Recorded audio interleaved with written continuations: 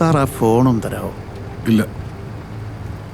വേറൊന്നുമല്ല, എൻ്റെ നമ്പറിൽ വിളിച്ചാൽ ഓഫീസിൽ ആരെങ്കിലും എടുത്താൽ അവരങ്ങ് എത്തിക്കാൻ പറയാനായിരുന്നു.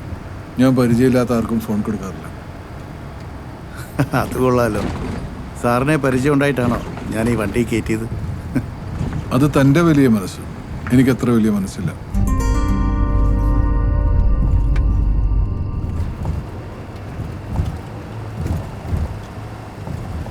പറ. എന്ത്? ഇന്ത്യയിൽ ഇനി ജനാധിപത്യം എത്ര കാലം കൂടി ഉണ്ടാവുമെന്ന്? ഇവിടെ തന്റെ കളഞ്ഞുപോയ ഫോണിന്റെ നമ്പർ പറ. 055 77 77 823 823. ആ,